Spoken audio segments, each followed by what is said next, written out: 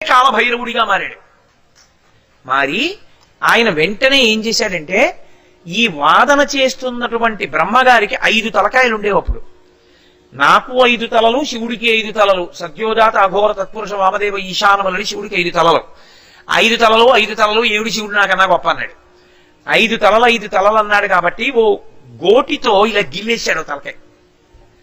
ఆ సందర్భాన్నే శంకరుడు సౌందర్యలహరిలో స్తోత్రం చేశారు.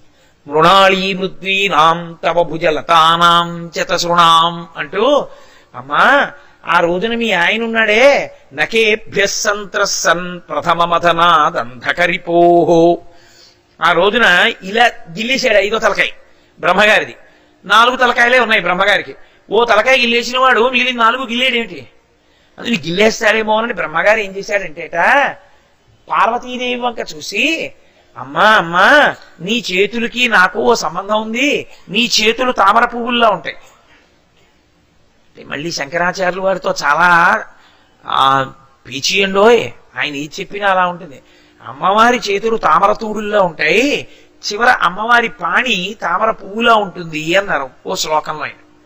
మరి తామర తూడులా ఉండి చివర తామర పువ్వులా ఉంటే తామర తూడికి పొక్కులు ఉంటాయిగా, చిన్న చిన్న పొక్కుల్లో ఉంటాయి. మీరు ఎప్పుడైనా తూడు పట్టుకు చూస్తే తెలుస్తుంది, చిన్న చిన్న పొక్కులు ఉంటాయి. మరి అమ్మవారి చేతులకు పొక్కులు ఉండకూడదుగా సాముద్రికంలో, మరి ఈ పొక్కులు ఎక్కడవని అడిగారు. మరి ఎలా సరిపోతుంది సమాన ధర్మం తామర తూడికి తామర పువ్వుకి అన్నారు. వెంటనే శంకరులు అన్నారు తర్వాతి శ్లోకంలో, శివని అంటే పరమశివుణ్ణి కౌగిలించుకున్నప్పుడు ఆమె శరీరంలో వచ్చినటువంటి పులకరింతలకి శరీరం మీద వచ్చిన అంకురములే ఆ పొక్కులు అన్నారు. ఇంకెవరేం చెప్తారు? కాబట్టి బ్రహ్మగారు అన్నారు, అమ్మా నీ చేతులు తామర పువ్వుల్లో ఉంటాయి, నేను తామర పువ్వులోంచి పుట్టాను, అందుకని మన ఇద్దరికి ఓ అనుబంధం ఉంది. మీ ఆయన గిల్లేస్తున్నాడు నా తలకాయలు, అందుకని నీ 4 చేతుల కింద నా 4 తలకాయలు పెడతాను, ఆయన గిల్లేయడానికి మళ్ళీ చేయి పెడితే నువ్వు ఇలా తోసేయమ్మా అన్నారు. చూడండి, భర్త ఏదో కోపం వచ్చి పిల్లకి ఏదో బుగ్గ గిల్లేద్దాం అంటే తల్లి ఇలా తోసేస్తుంది స్వతంత్రంగా. అలా అమ్మవారి 4 చేతుల కింద బ్రహ్మగారు 4 తలకాయలు పెడితే అమ్మవారు శివుడు గిల్లేద్దాం అనుకుంటుంటే ఇలా 4 చేతులతో తోసేసి, ఊరుకుందరో పిల్లాడు ఏదో అన్నాడు అని ఇలా తోసేస్తే అప్పుడు బ్రహ్మగారు, తల్లి నన్ను బతికించావమ్మా అని శతరుద్రీయంతో పరమేశ్వరుణ్ణి స్తోత్రం చేశారు. శ్రీ మహావిష్ణువు శాంతి మంత్రాలతో స్తోత్రం చేశారు. అప్పుడు లోకానికి ధర్మం చెప్పవలసినటువంటి విద్యాస్వరూపం కదా శివస్వరూపం. ఆయన అన్నాడు, బ్రహ్మగారి 5వ తలకాయ గిల్లేసినటువంటి స్వరూపమైన కాలభైరవ స్వరూపం ఏదుందో, ఆ కాలభైరవ స్వరూపాన్ని ఏ తల గిల్లాడో ఆ బ్రహ్మ పుర్రె అంటుకుంటుంది బ్రహ్మహత్య పాతక రూపంలో. కాబట్టి ఇప్పుడు ఈ పాతకం పోవాలంటే నువ్వు ఆ కపాలాన్ని చేత్తో పట్టుకుని 3 లోకములు తిరుగుతూ భిక్షాటన చెయ్యన్నారు. అంటే కాలభైరవ స్వామి బ్రహ్మపుర్రె చేతిలో పట్టుకుని 3 లోకాల్లో భిక్షాటన చేస్తున్నారు. 3 లోకాలు తిరిగారు చిట్ట చివరికి విష్ణు లోకానికి వెళ్ళారు. లక్ష్మీనారాయణులు చూసి, మహానుభావుడు శివస్వరూపంతో సమానమైన వాడు, రమ్మని లోపలికి పిలిచి ఆయనకి అమృతాన్నం పెట్టారు. ఆ అమృతాన్నం తిని ఆయన అన్నీ తిరిగి కాశీ వచ్చారు. కాశీలోకి పాపమే రాదు, పాతకం ఎక్కడ వస్తుంది? కాబట్టి ఆయన చేతికి ఉన్నటువంటి బ్రహ్మహత్యా పాతకానికి సంబంధించిన బ్రహ్మగారి 5వ తలకాయ ఊడి కింద పడిపోయింది.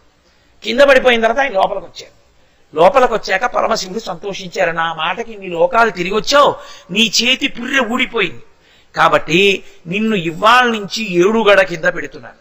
కాశీ పట్టణానికి అంతటికీ పరిపాలకుడవు నువ్వే కాశీ పట్టణాన్ని పరిపాలిస్తావు. నీ అనుజ్ఞ లేకుండా లోపలికి రారు, నీ అనుజ్ఞ లేకుండా పైకెళ్లారు. నీ దగ్గరికి వచ్చి ఎవరు దర్శనం చేసి వెడతారో వారికి భైరవ దండన ఉండదు. ఎందుకంటే ఆయన పేరే కాలభైరవ. మనం చూడండి, ఇదంతా అయిపోయిన తర్వాత గంగ పూజ అని చేస్తాం, భైరవ పూజ అని. అప్పుడు గంగ చెంబులన్నీ అక్కడ పెట్టి పూజ చేస్తాం. గంగకి పూజ ఎందుకు చేస్తాను నేను మీకు మొన్ననే మనవి చేశానండి. గంగకి పూజ చేసి ప్రసాదం తీసుకుంటాం. కాలభైరవుడి పూజ అని ఓ కుక్కను తీసుకొచ్చి ఆ కుక్క మెడలో గారెలు దండేస్తాం. ఎందుకది అంటే, భై అంటే కుక్క చూడండి భౌ అని మీద పడుతుంది, అదే భై రవా అంటే శబ్దం. ఏది భౌ అని అరుస్తుందో అదే భైరవ ఆ శబ్దం చేస్తోంది కాబట్టి దాని పేరే భైరవ. కాలభైరవ. కాలస్వరూపంలో అరుస్తాడు ఆయన. ఎప్పుడు అరుస్తాడంటే శాస్త్రంలో మాట చెప్తారు, జీవుడు శరీరంలోంచి పైకి వెళ్ళిపోయిన తర్వాత అత్యంత వేగంగా తీసుకెడతారు. అతను వెళ్ళవలసిన స్థానాన్ని చూపిస్తారు. ఇక్కడికి వస్తున్నావు, నువ్వు చేసిన పాపపుణ్యములకి ఇక్కడికి తీసుకొస్తున్నావని చెప్పి మళ్ళీ వెంటనే తీసుకొచ్చి 11 రోజులు ఎక్కడ శరీరం వదిలేడో అక్కడే ఉంచుతారు. అప్పుడు ఇంట్లో వాళ్ళు పెట్టి తీసి వీడు సంపాదించింది ఇదే అని తిట్టుకున్న తర్వాత వచ్చేస్తాను లేడని వెళ్ళిపోతాడు. 11 రోజులు అట్టే పెడతారు. అందుకే 11 రోజులు అశౌచం పాటిస్తారు. జ్ఞాతులందరూ ఆనంద హోమం అని చేస్తారు తర్వాత శ్మశానంలో.